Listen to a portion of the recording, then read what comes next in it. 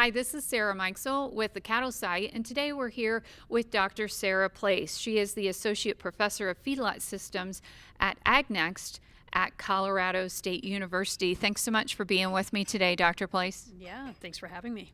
Very good. And today, Dr. Place and I are in Denver, Colorado at what you might see behind us, the C-Lock Symposium. And we're going to dive in and talk a little bit about AgNext. Tell me a little bit about AgNext and what you guys do at your research facility. Yeah, so AgNext is a research collaborative at Colorado State University. So we cover sustainability and animal agriculture from a very broad lens. Okay. So we're all about finding practical, sustainable solutions for animal agriculture. So it includes everything from agricultural economics to animal health to just regular growth and performance of animals, and the work that I really focus on, which is thinking about gas fluxes from animals or methane emissions from animals and putting that together with animal efficiency in practical ways of how can we mitigate methane emissions from our beef cattle production systems in ways that are economically relevant, that are actually practical to implement. Very good. Excellent. And how did the collaboration between AgNext and the C-Lock team develop? Yeah, so the group of AgNext has really kind of evolved pretty quickly. So I've been there at Colorado State for about 3.5 years. And since that time, since I've arrived, right, we've had this partnership with C-Lock and with other industry partners.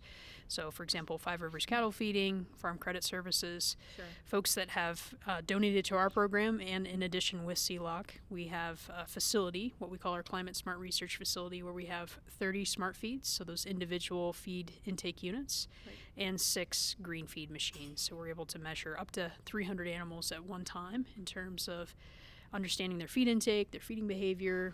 We also measure growth performance and gas flux from the animals themselves.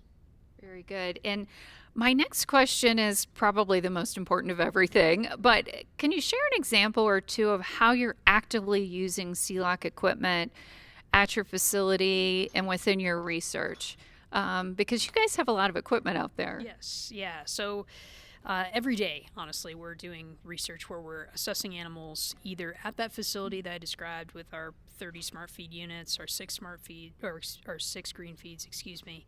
We also have 2 green feeds that are on pasture trailers. And so we're doing work all the time in terms of assessing animals in more grazing extensive environments as well.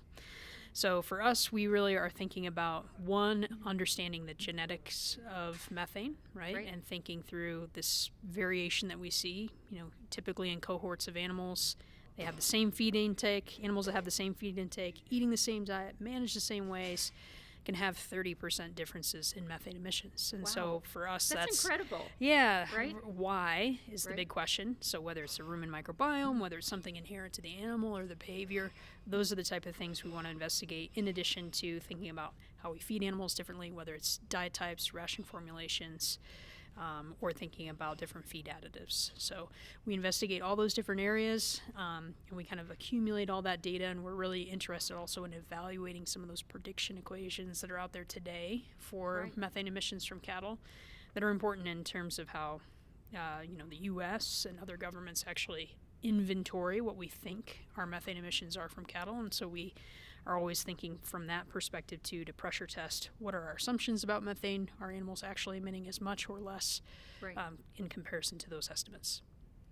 And you were just part of a panel up here this afternoon, and what you were talking about having, one of the gals that was on there mentioned you could have 6 cows in front of you, but the reason for more or less could be different. Yeah, it could be, right? So we know, of course, methane emissions themselves, they're coming from microbial action, right? But there's a whole host of things that may be driven by the animal, how much saliva they're producing, how frequently they're eating, how fast their rate of passage is through their digestive tract, or just other things in terms of the animal's interaction with their environment that shape that rumen microbiome. So it's a very fascinating area, and it's one of those things that the C-Lock equipment has allowed us to now start to measure some of those things, better understand it, and when we combine that with different genomics tools or tools to actually understand who, from a rumen microbiome perspective, is actually there and what they're doing, that opens up a whole host of questions, right, to be answered that hopefully eventually lead us down to the practical nuts and bolts of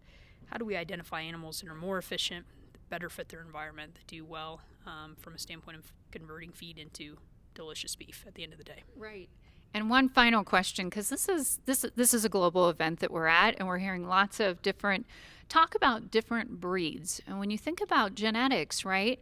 In the United States here, we have a couple basic breeds, right? Or hybrid breeds, right?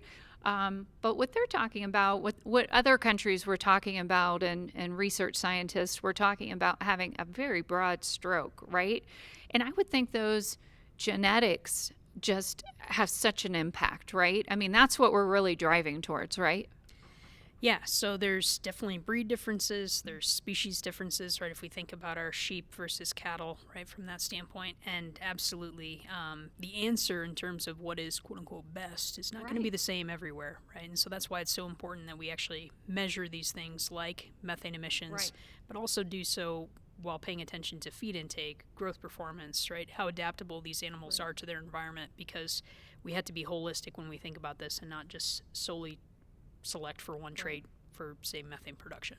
It's very interesting. There's so many I've learned so much just in the last 8 hours since we've been here. It's been an incredible conference, and like you said, it's starting.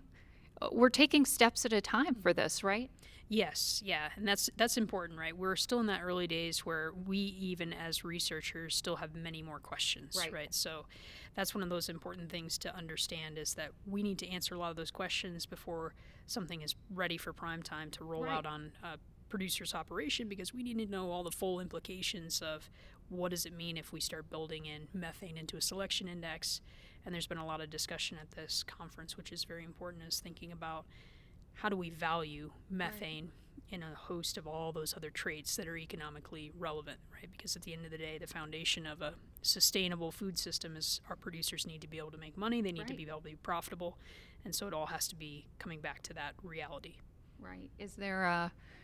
Could there be a revenue stream from it, right, as well? So interesting. Very good. Hey, thanks so much, Dr. Place, for all the information. This is fantastic. Yeah, thanks for having me. Great. This is Sara Meixel with the Cattle Site.